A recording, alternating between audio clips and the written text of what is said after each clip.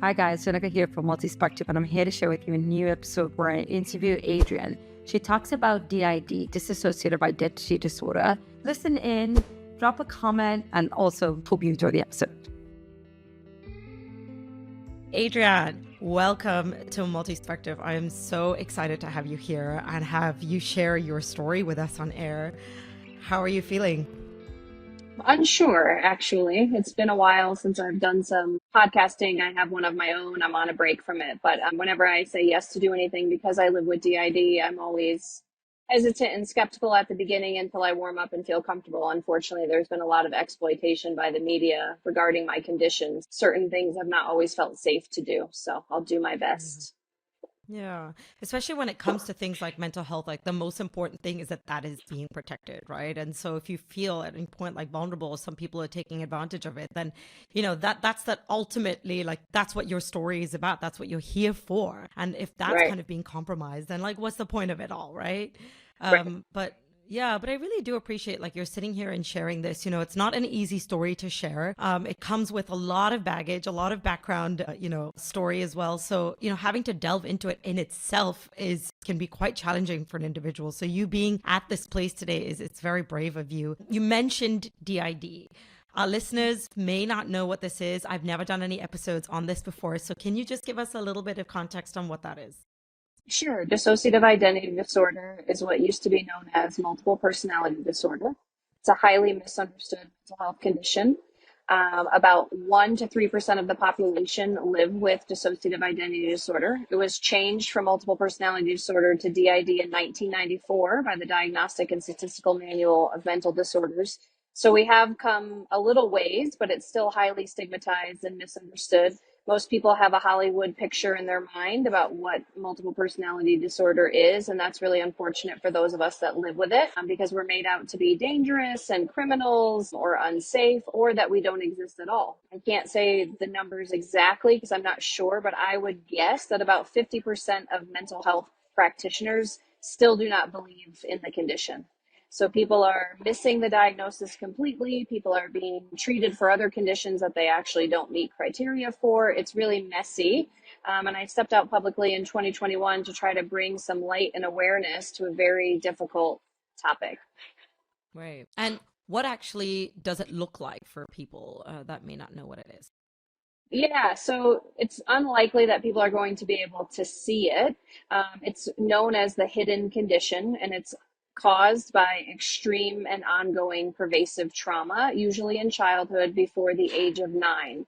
So a lot of people live with trauma. A lot of people live with post-traumatic stress disorder. Post-traumatic stress disorder is part of DID. If you have DID, you have PTSD because it's a trauma-based disorder pretty much. And people don't know that other people have it. It's really hidden. So we have, doctors and surgeons that live with this condition and people that are on disability because they're unable to work. So there's a range of functioning that comes along with having the condition. Basically what it is there's a trauma that happens in young childhood, and the brain does a brilliant thing of dissociating out that trauma. Most people do not get diagnosed with DID until they're around 37, 38 years old. So they live with the condition without knowing it. Usually there's a life triggering event that sort of brings the parts or the identities forward, but they've been there the whole time. So I'm a person that lives with over 22 different identities, and they have different names, ages, genders, characteristics. They have different likes and preferences for people and food. And unless somebody is really attuned to me, they're not going to see me switch in between parts. But my parts do have different preferences. They dress differently. They think differently. So, all parts are different. So some have the cognitive ability of a child and some have the cognitive ability of an adult. And that's where it's been unfortunately exploited in the media because they want to show this dramatic change or personality shift when it's really subtle. It's really subtle. And it's not like the parts feel safe to come forward. So I come forward and say, hi, I'm so-and-so to a person who's known me even 20 years of my life. The parts really only come out if there's a major trigger happening or if they feel safe around certain people. Okay, that makes sense. Is it possible that certain personalities also have certain skill sets that maybe others wouldn't have? For example, lefty versus righty, or having language abilities and that kind of stuff too? Yes, yeah. So the new language, instead of saying personalities, we say parts or identities. All people living with DID will refer to their, or alters will refer to their alters, parts, or identities in a different way. So all of us living with DID have a preferred language that we use. We're trying to move away from personalities because actually DID is not a personality disorder, and that's where the public gets confused about that too. But yes, they do have different skill sets. So I have like a 15-year-old part named Becky, and she's an incredible cartoon artist. But if Becky is not around, I do not have that skill set. I cannot just sit down and draw cartoons, but she can. So yeah, it's really different. And those skill sets needed to develop because they really helped us survive the trauma that we were experiencing at the time. Right. That makes sense. This actually reminds me of a book that I once read called The Minds of Billy Milligan. Okay. Yeah, Billy Milligan is a highly controversial DID case, if you will. I probably won't weigh too much in on that particular case, but that was a very Case. complex case. Mm, And even in the field of psychology, I'm trying to move away from referring to human beings as cases. hmm Because unfortunately, again, with the stigma and how mental health professionals staff and treat their clients, we're humans with a story. So I try to mm, stay away from the word case. right. Would you mind telling us a little bit about some of the different kinds of traumas that children can experience that can lead to it? And if you're comfortable to share a little bit about yours as well? Yeah. So like I said before, people don't develop DID because life was easy. There's usually an ongoing, pervasive amount of harm and neglect and physical and sexual abuse that are occurring. Obviously, when I'm speaking, I can't speak for everybody that's living with DID, but children who are neglected and abused and mistreated, sexual abuse is a high indicator for those with DID. It's usually horrific and grotesque in nature. And like I said, it's ongoing and pervasive. I live with ritual abuse and trafficking. So I was a victim of very unfortunate crimes that my father committed when I was a child. So he sold me to other men and then was also engaged in different types of harmful rings, organized crime, basically, and committing acts of ritual abuse. And to go into detail with because my Mm, parents don't feel safe to disclose that. It's still a risk to talk about ritual abuse. There's a lot of controversy around that topic. Most people deny that it exists, but for those of us that have that history, disclosing aspects of what happens can be painful and harmful to me later post interview. But what I will say is usually extreme and torture practices that are used, things like injections and electric shock to get children to comply with the abuse. And they can force children to dissociate during that time as well so that they don't remember. So right. the one of the hardest aspects of living with DID is what's called dissociative amnesia, but we needed to have that amnesia when we were experiencing the trauma that we were experiencing. What actually is dissociative amnesia? It's basically memory loss and dissociative memory loss. But what's happening for people that live with DID is you're switching in and out of parts, and those parts don't all hold the same memories. So when you're going through the healing process, you have parts that are holding different things. So there are parts that are there for like everyday living. There are parts that are trauma holders that are holding the most horrific aspects of the story, and all of those parts need to communicate eventually in order to heal and process through the trauma and move through it. And it's a real mind I don't know if it's okay to swear in this podcast, but Go ahead. it's a real mind fuckery because we don't want to believe the things that have happened to us. We have parts inside of us kind of explaining what happened, and we're reliving it in body memories and flashbacks and all kinds of things. And so when the world denies that either DID exists or that ritual abuse exists, we already struggle with denying our own reality. And Right. part of the healing process is coming to terms with what happened to us so that we can move forward in our lives. And it's not Mhm. easy. Yeah. Yeah. Um, do you feel like for you or for a lot of them, it's important to find someone that can support or agree and confirm what had happened in childhood for a person to be able to sort of start that healing or that therapy process? Do you think that that's important aspect of it? Kind of what's most important is finding a trauma informed professional that can hold the space without judgment and without denying somebody else's reality. No other person can deny or can confirm what happened to us. Only our abusers and ourselves know what happened. But when you get a Mm, competent clinician that can hold the space for trauma informed care and they're not questioning the survivor, because unfortunately there's a lot of that happens because a lot of this doesn't make sense to providers. So they almost grill and treat you like 2020 Barbara Walters when you're coming in for an intake, which is not what we need because that scares parts away. Actually, most professionals are doing their intake assessments for therapy inaccurately because they're sitting down and trying to get their whole life story in an hour and a half, not realizing that when you're dealing with somebody with complex trauma, you're likely going to scare them away. You're going too deep too fast. You need to build a relationship and rapport before you start asking all kinds of questions about trauma. And Right. many people living with DID, it'll take them years to even realize they have DID. And so if they're even being asked about trauma in the therapy room, a lot of them are going to say they don't have any. They're coming in with other symptoms. They're coming in with anxiety, depression, relationship issues, maybe problems with work or school. They're not coming in specifically for DID unless Right. they're really aware already, which with more awareness out there, that is happening for some people, but it's hidden for a reason. Yeah, that Needed to makes be so much hidden sense. in order for us to all to survive and stay safe. Right. Yeah, I mean that makes total sense, and like the importance of like not feeling like an interrogation, because that when you're feeling like you're being like badgered or interrogated, then you're naturally going to like pull away from speaking the truth as well, or speaking your experience too. So, can you tell our listeners a little bit more about the parts? How did they come about? How did you come to know them, and how was it communicating with them and understanding their personalities in a sense? Yeah. How do I even want to describe that? I guess I'd have to backtrack and just start with awareness of when I came to be aware of my parts, because usually people start having all other kinds of issues before they're aware that they have parts. Some people may be experiencing intrusive thoughts, flashbacks, fragments of memories, and then they hear voices in their head, which is different than hearing voices in the illness such as schizophrenia.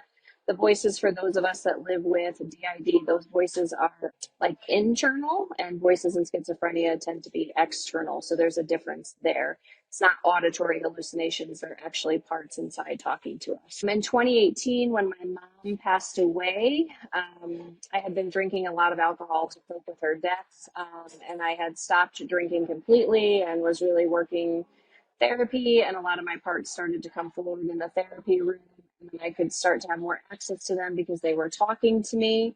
But they were showing up long before 2018. It was told to me in 2012 that I live with DID. I myself didn't believe it. I'm a psychologist, and what I knew to be true about DID was not happening for me because I was mistrained and misinformed, just like everybody else.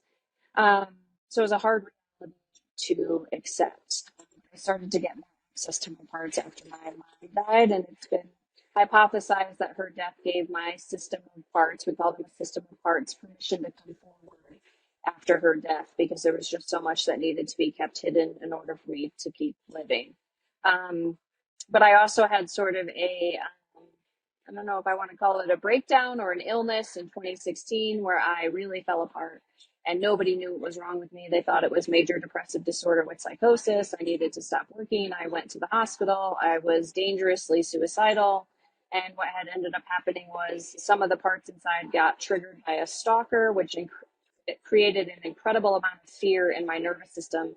And those parts started to come forward, but nobody knew what was happening for me at that time. So there's a lot of misdiagnoses going around at that time and a lot of wrong medications that were making me ill. But the partner that I had been with for several years had always known that there was something different. He would describe it as like there's angry Adrian or there's this Adrian, there's oblivious this. And so he had some awareness that there was something going on, even when and looking back now at my life, I can see it more showing up where it was showing up, but nobody else had been aware of it at that time.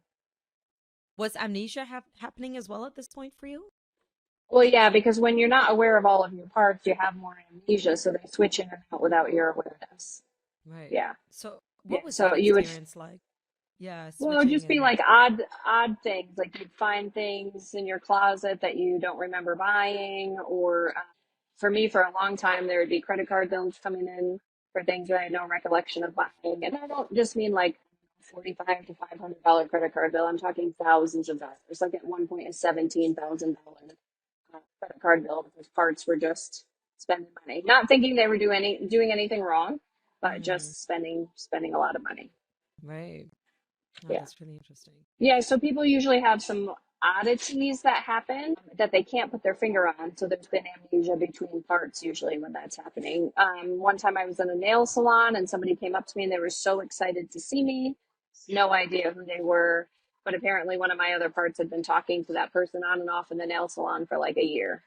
So, and we Wow. learn ways to overcompensate for those gaps in time.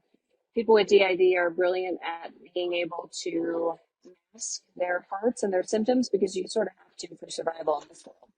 What are some common kinds of parts that generally tend to form for children that have gone through some kind of traumas? Have you Yeah, noticed I any mean, common threads?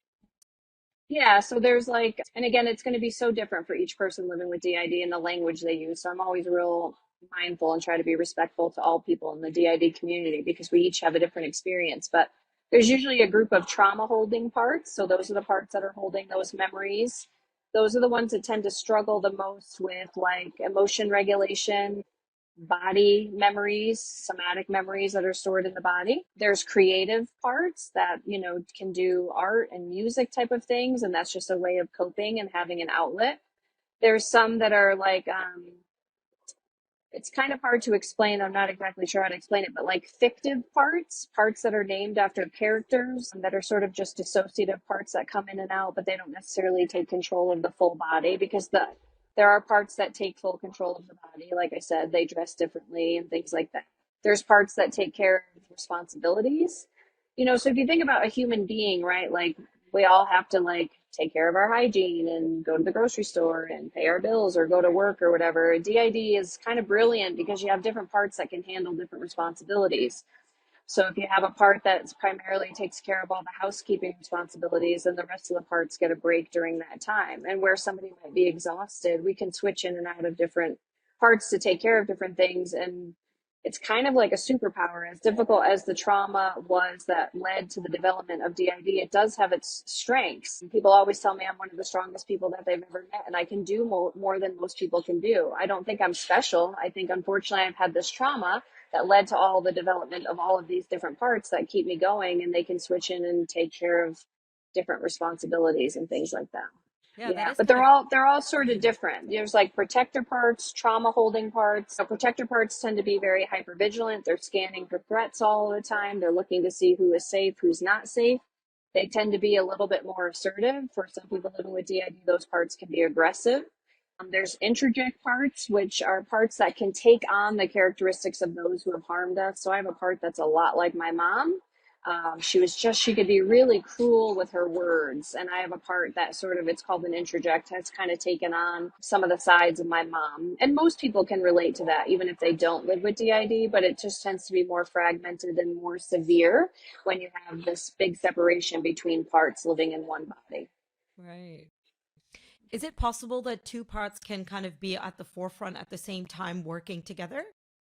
Yeah, so that's called like blended. You can be kind of blended and kind of have two parts working together to take care of different things. Wow. Now, Yeah. how does this sort of conflict of interest work? If there's two or three or multiple different parts that are disagreeing with each other, or say you're in a relationship and you're like, well, this person likes this one, and that person doesn't like, how would you manage that? Yeah, it's exhausting, and it's called getting system agreement between the parts. So there's a lot of conflicts that come up if you think about it just in life, right? Even to travel somewhere or to date somebody or to choose to take a class, it all needs to be negotiated. And that comes later in the healing journey for many people living with DID. Just even getting access to any of their parts and lowering some of that dissociative amnesia takes a while. But once you kind of know your DID system of parts, you can have parts meetings and delegate responsibilities, and you have to negotiate the disagreements. And it's not easy. And when you have parts in conflict for a long time, that's usually when I don't feel good.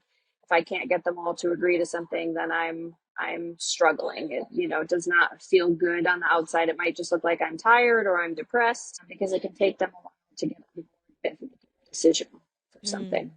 Would It's, you mind? even for food choices, it's ridiculous. Trying to Right. get the system of parts to eat mindfully and healthily, but not restricting them. There are kid parts that love animal crackers, for example. I don't want to eat animal crackers every day of my life, but you have to negotiate when you have many parts living inside of you because they're there because they never got needs met when I was younger, and they have to grow up and they have to integrate in, and we have to work as a team. So if I denied myself animal crackers, well, I'm essentially denying a 5-year-old child animal crackers for a snack. And if you think about it, it's not really fair, right? So it's a lot of Mm, negotiation, everything from food to career to friends mm, and, dealing with family and all that kind of stuff. yeah. How much of your day would you say goes into sort of negotiating and communicating? Oh God. I don't think anyone has ever asked me that question. I mean, it could be, it's a lot. I mean, it's a lot because there's a lot of decisions that need to be made in a day. Usually Mm, it's better. So if we have a couple of parts that do work related things, then it's like negotiated at work time. But just everyday living, it's a lot. I would say it's got to be anywhere from 75 to 85% of my day is communicating, checking inside, and yeah, mm. it's a lot. And when I'm really mindful, I'm really good at it. But there are times it's just exhausting. You just don't feel like it. But if you don't check in on your parts and you don't know what's happening, then you're also not going to feel good, and it slows you down and sets you back, and it's a whole thing. Right. So do you have any parts that are the dominant parts that generally are the leaders of the group and that kind of make most of the decisions or, Yeah, controls? kind of. I went Yeah. through a very intense experience about a year ago with a fusion of one of my main parts. Her name was Nancy, and she was really the face of Dr. Fletcher. It's so hard for people to understand. I know that when I talk about it out loud, it sounds absolutely effing crazy, but it's brilliant in its design. So she was sort of the main face of my life and a perfectionist, like a Martha Stewart, cooked, cleaned, could manage, running a successful psychotherapy practice. I mean, she was incredible. She was like a superwoman. She was my main identity for a long time. And she fused and she needed to because I was getting healthier and healthier.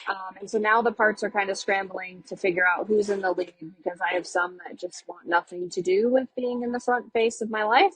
I have some that want to stay hidden for a long time. And so it's kind of in negotiation right now. But you asked earlier about a team. So there used to be two at the front. There always used to be Nancy, who was like 22 but brilliant. She was like the doctor of the group. And then age 17, who's been around since the beginning, and she's sort of life of the party. Everybody loves that part. She's fun, she's caring, she has a big heart. But the two of them were the ones that pretty much ran my life for a really long time, kept me safe, but also kept me having fun. It was a good balance between the two. And then that part now has been really lost since that fusion. Actually, the whole system has. It's been a really hard experience. And it's kind of hard to capture with words because most people don't get it. Please don't forget, drop a comment below, like, subscribe, spread the episode, spread the podcast to different people. We talk about various different kinds of topics, sharing all different kinds of stories. And we're really here to bring people together, to bring hearts together, and to show that, hey, life is a colorful journey and there are so many different ways that we can navigate through adversity. Fusion. Can you tell me a little bit more about that? Yeah, I absolutely hate the term. It's in the research. It's an old term. I think they even used it back when they were dealing with multiple personalities. But basically, when there's been extreme trauma, in order to heal from that, you need to do the work necessary. But all of those parts are holding something different. So, like I said, some just take care of daily responsibilities, some are holding the trauma.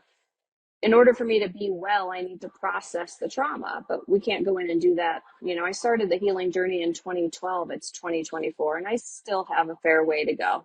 It's just extreme trauma. You can't just be talking about that, and talking doesn't really heal it. It's the experiential treatment modalities that really heal trauma.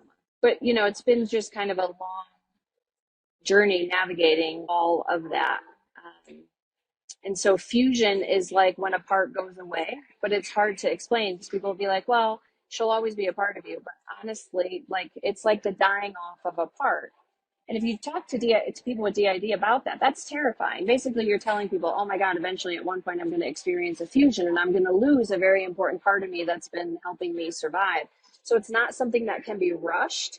It's basically the part is able to, it's no longer needed for what it needed to do. So that part of me that fused was a big denial part, would deny the reality of my childhood, things that have happened to me, things that are happening in my marriage.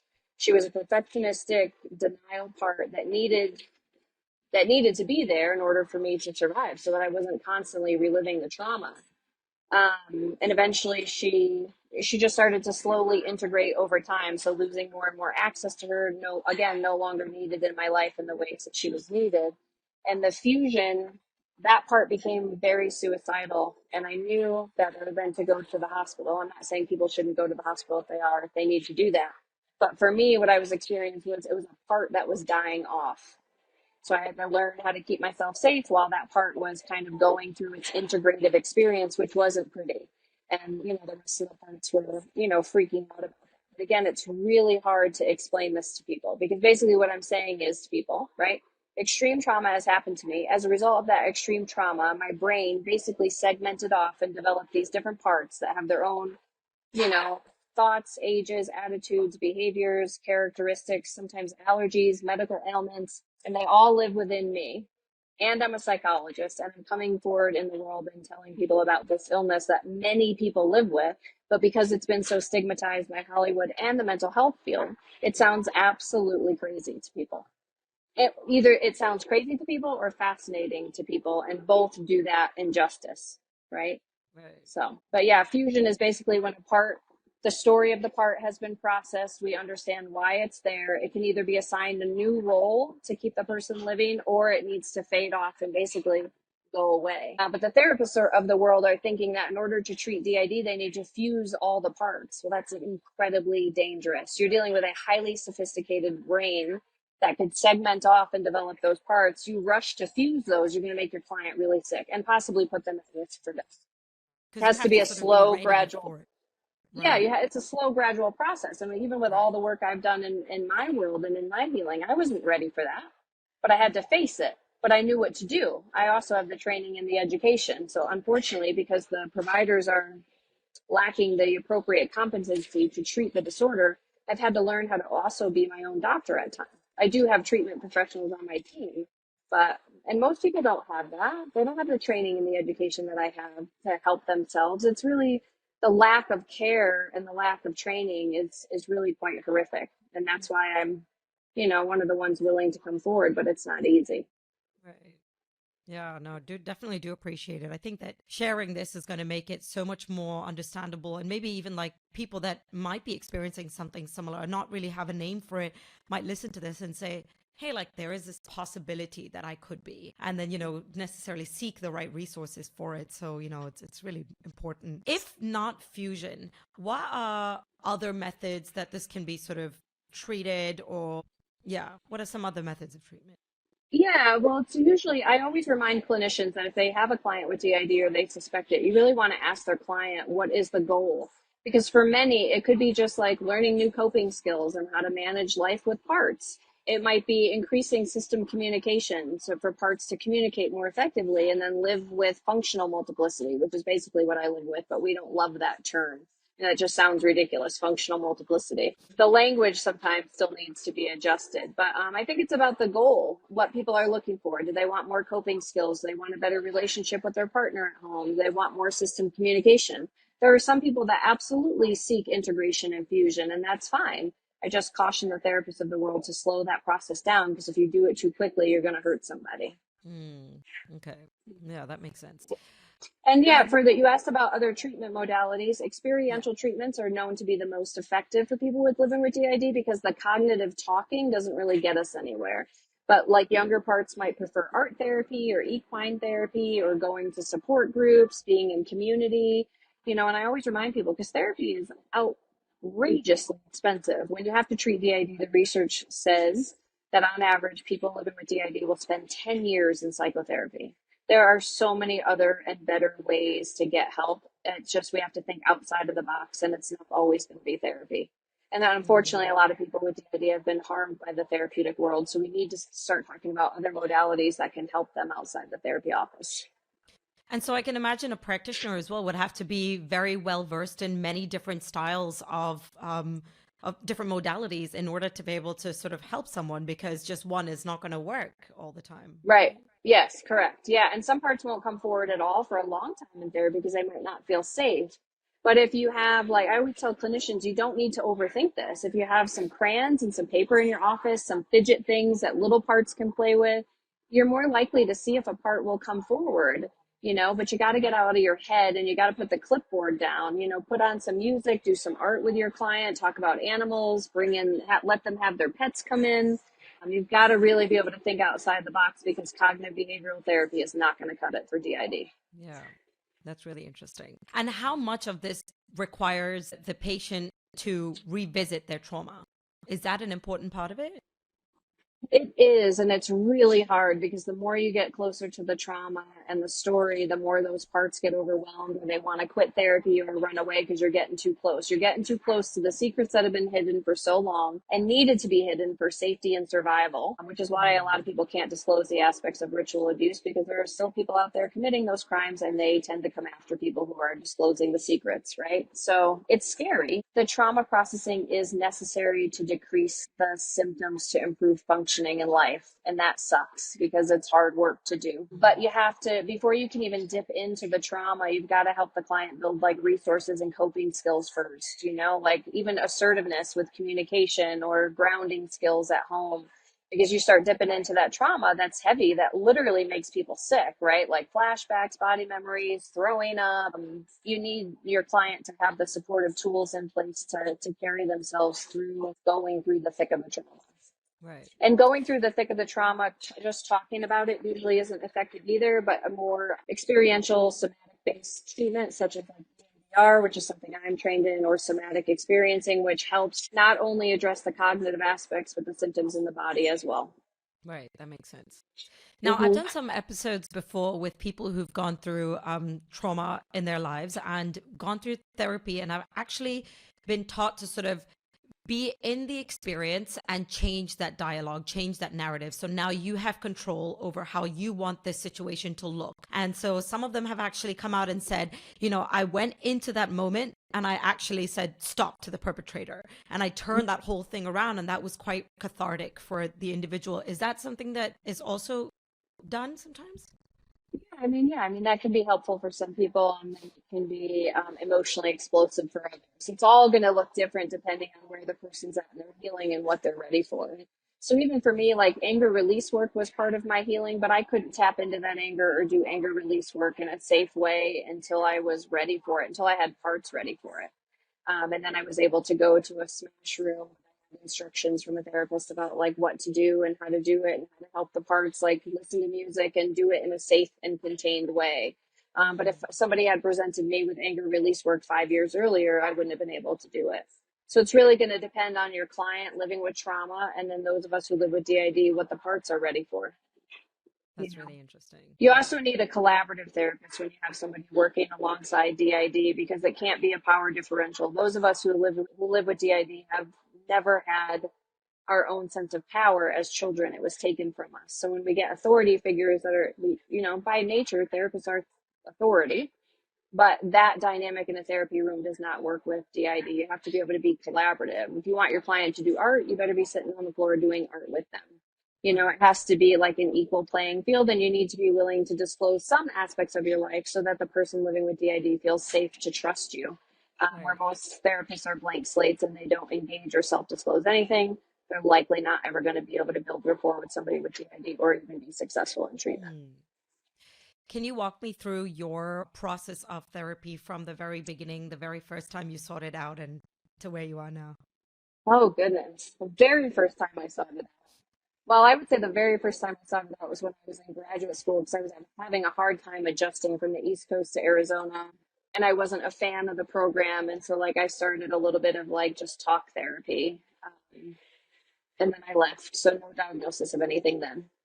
And then in 2012, I think I was becoming a resident around that time, postdoctoral psychology resident. I wanted to, be a really awesome therapist. And to be a really awesome therapist, you got to work on your shit. So I went to therapy and started some EMDR, and a sexual assault in college was being processed. And by doing the EMDR with me too early, it opened up a whole bunch of stuff from childhood, but I was not ready to look at it. And she mentioned DID because a different part of me had shown up. And I was like, this therapist does not know what she's talking about. I do not have DID. But deep down, I think I might have known, but I wasn't ready for it. I'm not sure. I left that therapist, started with a new trauma therapist who was delightful for a long time, but she missed the DID completely. And the identity that I was talking to you about earlier, Nancy, the one that was primarily in the lead of my life, she was primarily the one who was going to therapy. So the other parts, The other part, age that I mentioned, 17, would show up occasionally, but that therapist never picked it up. And I wasn't aware of it yet. And then when I got really sick, I went to an inpatient unit. They didn't know what was wrong with me. And then I went to a residential treatment facility. They didn't know what was happening. I had a wonderful psychiatrist at the time that was basically like, just take this medicine for a little while. We'll reevaluate. Really don't think this is psychosis, but she really just wasn't sure exactly what it was. I kind of had to rebuild my life from there. And then in 2018, I started to deal more with the reality of the DID because my partner at the time and the therapist I was seeing and me, we could all put it together. And I was finally ready to believe it and accept it. And then I started to work with my parts. Actually, during the pandemic, when everything was shut down, I spent 2020 really getting to know my system, doing a lot of art, doing a lot of stuff at home, using the time to try to do what I could. But I've done so much therapy, I wouldn't even know where to, like a timeline, but I've done EMDR, equine therapy, 6 to 7 trauma healing intensives that do experiential work in a group setting, psychodrama, equine art, EMDR, intensive, residential. I mean, it's cost me, I think that's the scariest part, about $1 million to $1.5 million in treatment, or from 2012 to now. It's insanity. And most people don't have that kind of money. And I didn't either. I just worked my ass off to pay for my treatment that I was doing. But it's outrageously expensive and most people don't have that, which is why we need to change a lot of things and people need to stop getting the message that they need all this therapy. Therapy is a piece of it, but you just want to feel better when you have DID and your life, it's so overwhelming. You do whatever you can, but we need to make services more accessible for people that can't afford it. Yeah. It's not fair, and I'm not necessarily a social justice warrior or anything, but I'll have, having been on both sides as the patient and the practitioner and meeting people in the DID community from all different walks of life, we have a real problem with stigma and then access to care. It's Sucks. so true. I mean, what you say, because I mean, especially you mentioned this earlier, for some people, it can be really debilitating. It's like not impossible to hold a job for a long period of time. So it's like, if you're not able to work and be in the right state of mind to be able to work and have an income, well, then how does it all work? Right. Yeah. It's really heartbreaking. Yeah. Mm-hmm. Could you tell me a little bit more about, your communication with your pods in the very early stages? Did you find that journaling, writing down or drawing arts would be a way to kind of communicate with the different parts, or is it sort of just a conversation that you have verbally? No, yeah, journaling and art is a huge part of it. And actually, sorry, I jump around a lot because I'm trying to cover so much ground. I know that was part of your other question, but yeah, the journaling, they had already been writing kind of notes back and forth, like on my phone and in journals and different pieces of art. And sometimes I wouldn't like recognize what it was or where it was coming from. And I had this box that was like from high school, probably filled with all kinds of stuff. And I went back and read it. I could see the different handwritings and things, obviously, because I've been living with parts my whole life. That was no idea. Actually, in my high school yearbook, somebody wrote a note to Nancy, which is one of my other parts, which means that part was around somewhere talking to people, it's just insanity. But yes, they do communicate back and forth. Drawing and art and journaling back and forth is really good for that. Yes, there's a lot of conversations that happen in my head, but we tend to do better when we write it out or they communicate with each other that way. Right. Has that sort of evolved as well for you? Yes. Yeah. I feel like 2020, 2021, 2022 was like really smooth and it just became like the normal thing because I've had so many life changes in the last year. It's been kind of harder.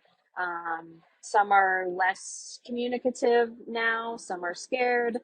There's just been a lot of change and adjustment, but art is one of the best ways to get my system to communicate, especially younger parts because they won't communicate in any other way. Right.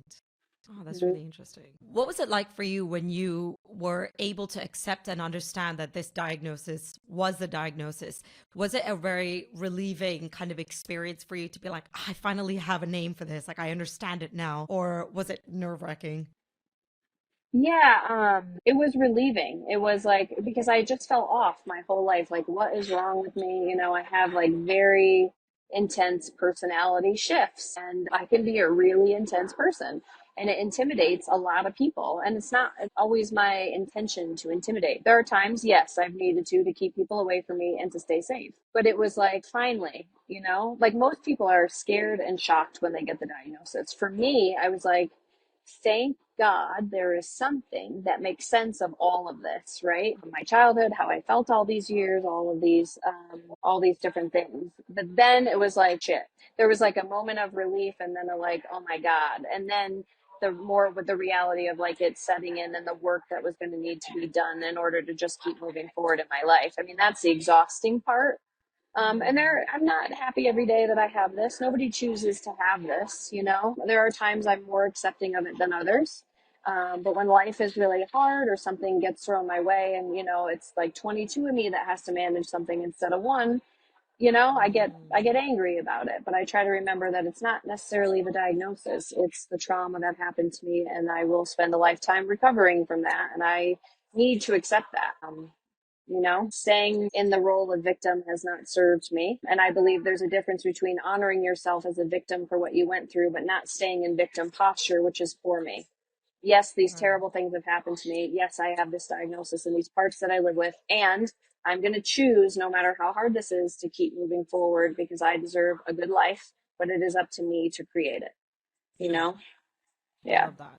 That's such a good kind of like mentality to sort of have as well. I think, do you feel like the more kind of time you put or distance you put between you and that, you're able to sort of experience it more like as a third person as opposed to feeling it too close to you? Yeah. I mean, for a while, I think somebody said to me, you know, there's more to your life than DID. And I'm like, but there actually isn't, because this is me and there's so many of me. Yeah. And it, you know, it's not necessarily that I want to talk about it all the time, because I do that in the spaces that make sense. It's not like I go to dinner with my friends necessarily and talk about my parts, unless it's a really close friend. I can't get away from it. I can't run from it. I have to deal with it. And so I choose to deal with it. And if I can deal with it by helping other people understand what it is to lessen the pain for someone else, you know, that's what I'm here for. Right. But I So don't know if if it's a third person. It's more of like it's some kind of just radical acceptance of like, this is a part of me. It's not, it is all of me, but it's not, you know, it's like I can compartmentalize it when I need to. Yeah. Yeah. If there's someone here today listening to this and possibly thinking about, okay, this could be me, I could be going through this, what do you have to say to them as to what are the first steps that they can take from today onwards? Yeah, I would just say, I don't know. I think it's important for people to kind of trust their own instinct or their intuition. Most people know. Like, even when I look back, I knew there was something. I would say just to go slow, and that, you know, whether you have it or you don't, you can still have a great life. And it's just learning how to manage whatever symptoms you're having. And if you think you're struggling with it, like, I would look into an Infinite Mind. It's my favorite resource on DID. They're a national, actually globally now, international organization on DID out of Orlando, Florida. They offer a Healing Together conference every year. You can go in person or watch online. They have talks from lived experience, everything from lived experience to the clinicians to the research. They're a wonderful organization, and it's a great place to start if you're curious, because you can go on their website, look at their books, go to their conference, read stories of other people who have come forward and see if it fits. You know, and you can look up the symptoms and talk to your doctor, but most doctors are not going to be well versed in DID. It's going to be more of finding the DID community and feeling if this is something that makes sense, or talking to somebody else who might have it that's willing to talk to them, and to not lose hope, because again, whatever it is, it's worth looking into if you're not feeling well and you need to do more research for yourself. Self-diagnosis is a real thing because people are afraid of this. A lot of people don't even want to go get diagnosed if they think that they live with it because of all of the stigma, you know? So usually looking into that main resource, which might lead to other connections and other resources, would be a good foundation to start with. Yeah, that makes sense. And for a person that's listening that could be a supporter, a friend, a family member, a partner, what would you be able to kind of say to them? What advice can you give to them? I think my biggest advice for the supporters is to be patient and understanding, especially if somebody comes forward and they say that they have DID. You have to understand that there's more than one of them, and they may disappear for a while, or they may say things that may not make sense because another part said something different. It's just a lot of patience, a lot of curiosity, a lot of respect, and boundary setting if you have to. I'm not always the easiest person to be in connection with. I disappear for a while and need to regroup. I'm living with all of these parts. Like, I can't be available to everybody all of the time. So sometimes I have to disappear for a while, which offends some people in my life. But it's like, if you really know me and you know that I'm managing multiple parts behind the scenes, just need your patience and kindness. And I will circle back when I am ready to. But I get if most people can't live in relationship with people like that, but just be transparent about it. And then the same thing, I would encourage supporters and loved ones to go to an Infinite Minds website and look into their conference and their resources, because they offer help and support to supporters as well. Yeah, that makes so much sense. Final plugins, Adrian, anything else you'd like to say before we end this episode? Oh, goodness, final plugins. DID is just highly misunderstood. I think the best thing the general public can do is just refrain from making inappropriate comments about multiple personalities. It just doesn't do us justice, and it doesn't feel very good to be on the other side of that. I would say, regardless of any condition that you live with, if you need help, don't be afraid to ask for it. And thank you for creating a safe space for me to share a little bit more about my parts in a safe way. And then I would just say I have a website and an Instagram, so you can follow me at Adrian and Co on Instagram. And I have a little poetry book that my parts wrote that's in revision, but you can get that on Amazon, and it's called One Soul, Multiple Expressions, Poems by the Parts. And I would just say trigger warning for that, just because some of the poems are dark and heavy or graphic in nature. Yeah. Thank you so much for that. I'll definitely put those in the descriptions as well. So yeah, I really appreciate you being here on air with us. Yeah, thanks. I appreciate the time. If you enjoyed the episode and would like to help support the show, please follow and subscribe. You can rate and review your feedback on any of our platforms listed in the description. I'd like to recognize our guests who are vulnerable and open to share their life experiences with us. Thank you for showing us we're human. Also, a thank you to our team who worked so hard behind the scenes to make it happen. 𝗠𝘂𝗹𝘁𝗂𝘁, 𝗣𝘂𝗹𝘁𝗂𝗁. The show would be nothing without you. I'm Jenica, host and writer of the show, and you're listening to Multispective.